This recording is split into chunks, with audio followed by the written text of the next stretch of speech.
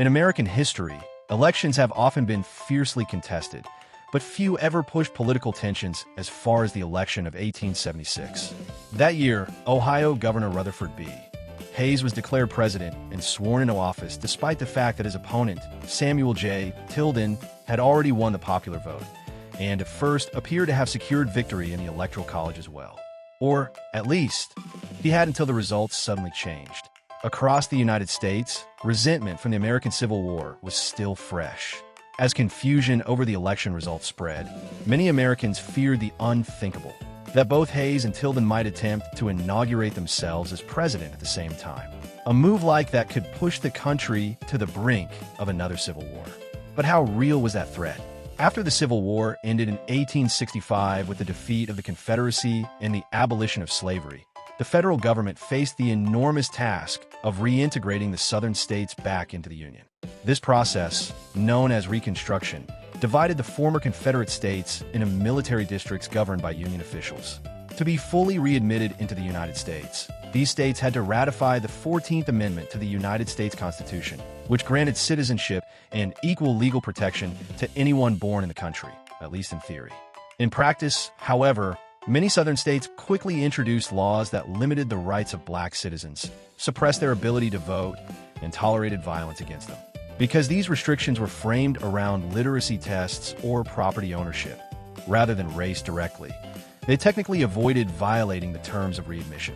By the time the 1876 election arrived, tensions had only grown worse. Outgoing President Ulysses S. Grant was deeply unpopular due to corruption scandals within his administration. Hoping to restore public trust, Republicans nominated Hayes, a moderate who supported reconciliation with the South. Democrats, meanwhile, chose Tilden, the governor of New York, whose economic policies were popular among white Southerners eager to see Reconstruction come to an end.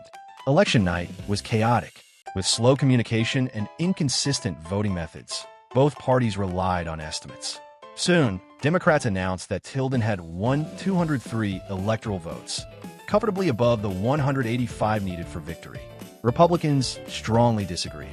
They claimed Hayes had won several contested states, leaving the outcome dependent on disputed results from Florida, Louisiana, and South Carolina, where fraud, violence, and voting irregularities were widespread.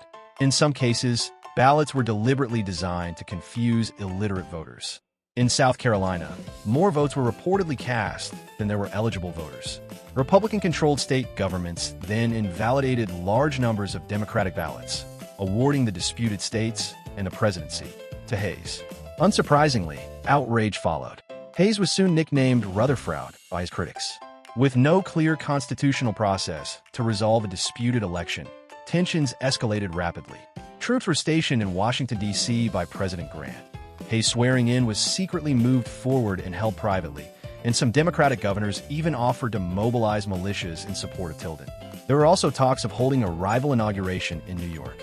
Fearing political collapse, or worse, Congress established a special electoral commission made up of Democrats, Republicans, and Supreme Court justices to settle the dispute.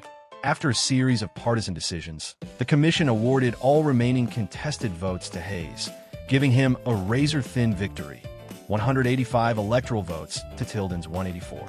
The decision outraged many, and for a time, the country appeared dangerously divided. Yet ultimately, Tilden chose to stand down, not because he accepted the result, but because few were willing to risk another war so soon after the last. In the end, despite the anger and accusations, cooler heads prevailed. The election of 1876 had brought the United States closer to renewed conflict than many realized. But the memory of the Civil War's devastation ensured that democracy, however imperfect, endured.